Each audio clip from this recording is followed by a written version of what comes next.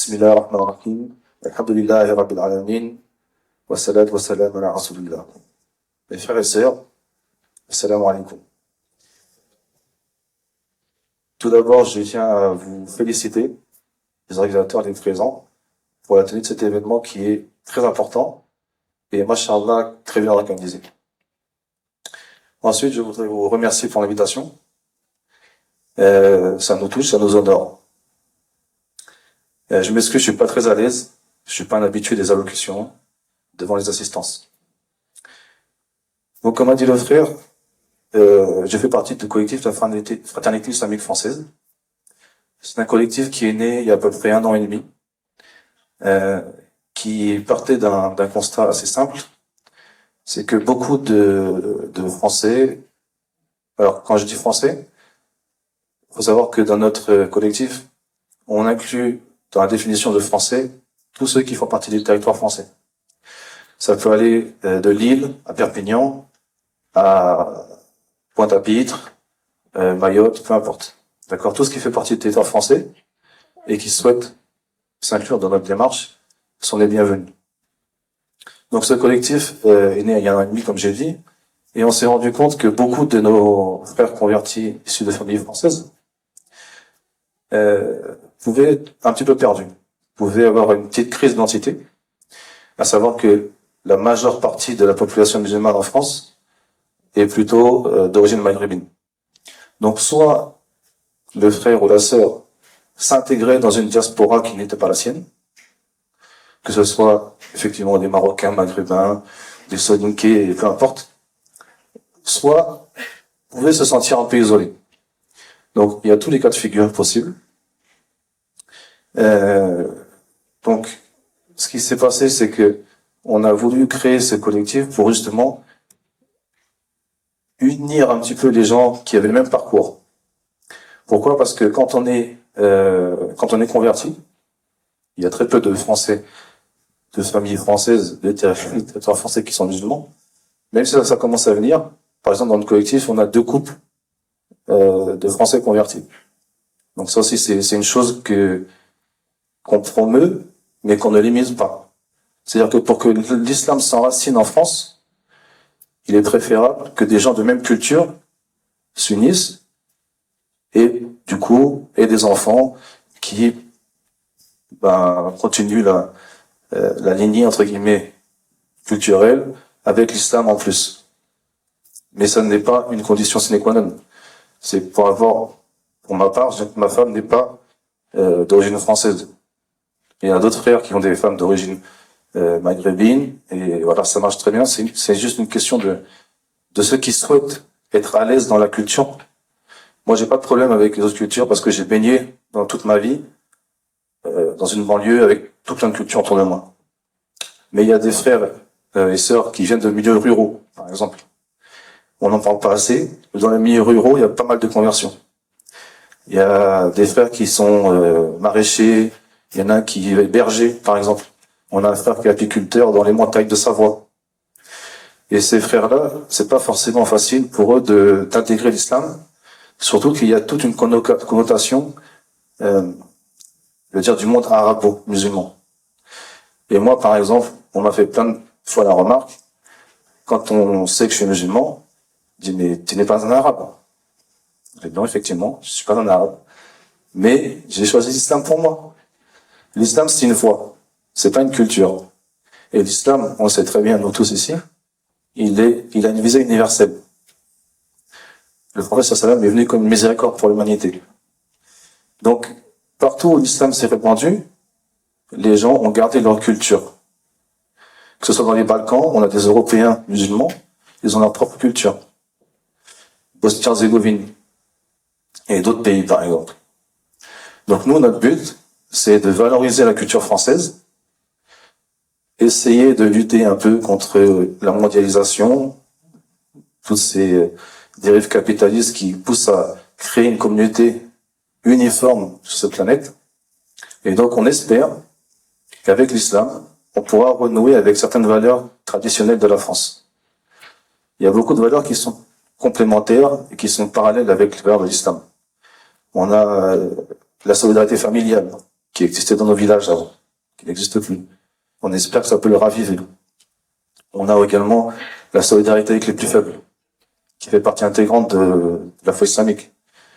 Toutes ces choses-là, on espère le revivifier avec l'islam, c'est-à-dire garder les cultures pour conserver notre identité propre, ne pas avoir de schizophrénie identitaire, mais en même temps, effacer tout ce qui n'est pas compatible.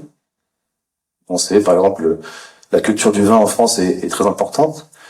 On l'efface, mais on garde d'autres aspects de la culture qui sont importants et qui nous tiennent à cœur. Moi, par exemple, la France, c'est le pays de mes racines. C'est un pays que j'aime de tout mon cœur. Mais je sais qu'il y a des choses qui ne sont pas compatibles. Je les efface. Il y a des choses qui sont compatibles, je les garde. Donc voilà, c'était ça un petit peu. L'objet du collectif, c'est également de créer du contenu. Donc on est sur les réseaux sociaux, sur YouTube, Instagram, X, c'est ça, et etc. On a aussi fait quelques rencontres. La dernière, c'était dans le Vercors. On a passé un week-end ensemble. On a fait de la randonnée, on a échangé. Dans le collectif, il est ouvert à toute personne, on va dire, sunnite orthodoxe, donc sunnite orthodoxe. Peu importe l'école de jurisprudence pratiquée, tout le monde est bienvenu. On accepte tout le monde et c'est aussi une force. C'est que ça montre la diversité de chacun dans la culture française et dans l'islam. Parce qu'on est tous réunis sous la ilaha illallah, Muhammad Rasulullah.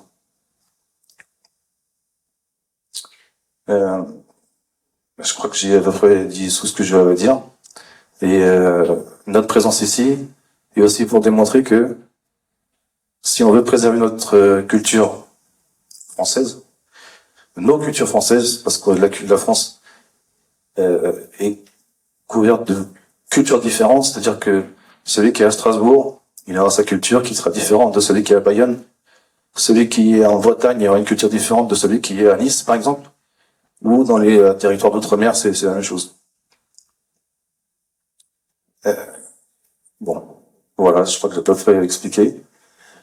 Barakallahu fik, vous pouvez l'applaudir pour l'exposé de leur collectif et du projet qu'ils ont voulu mettre en œuvre.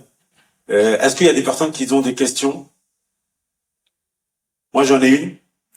Est-ce que vous avez rencontré des difficultés dans l'élaboration du projet qui est le vôtre? Est-ce que vous avez eu des personnes malveillantes, des procès d'intention, des comportements de la sorte auxquels vous avez malheureusement dû faire face? Pas du tout. Non, c'est faux. Pas du tout. Non, je rigole. Effectivement, on a subi beaucoup d'insultes, de procès d'intention, comme tu dis.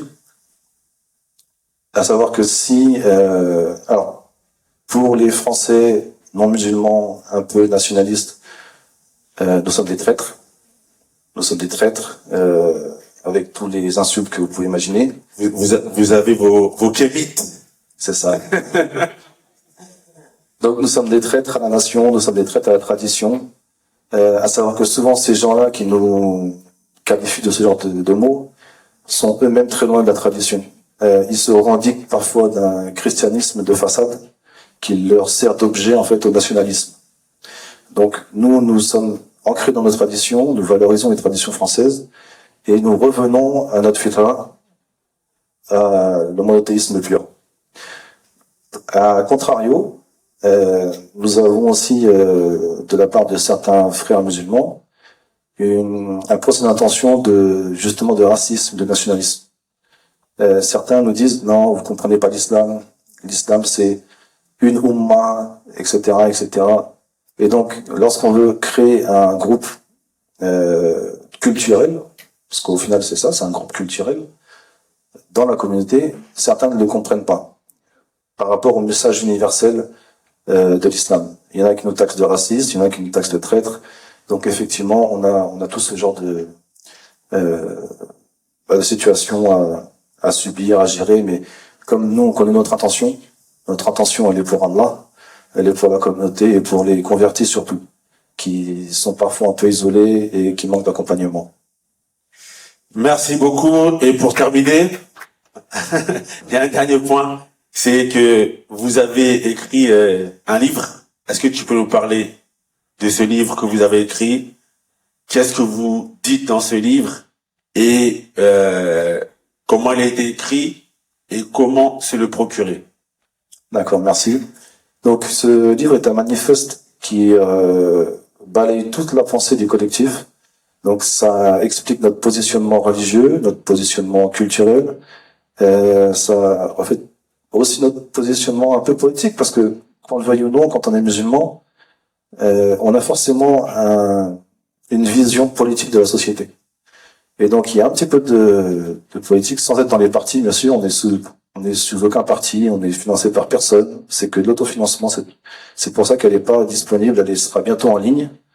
Et donc c'est un livre qui a été créé sur une année à peu près, avec les réflexions, les discussions, et ça a été construit comme ça sur les différents chapitres pour expliquer notre démarche et notre vision de l'islam en France. Et donc ça s'appelle Harmoniser la France et l'islam. Harmoniser, ça veut pas dire faire fondre en une seule entité. C'est-à-dire qu'harmoniser, ça veut dire qu'il y a un équilibre entre les choses. Harmoniser, ça veut dire que chaque chose a sa place, en bon équilibre. Et c'est ça qu'on veut faire avec la France et l'islam. Voilà, Kolofik, vous pouvez l'applaudir pour l'exposé du projet de la fraternité islamique française. Donc maintenant, je peux vous inviter à regagner vos places. Voilà, Kolofik.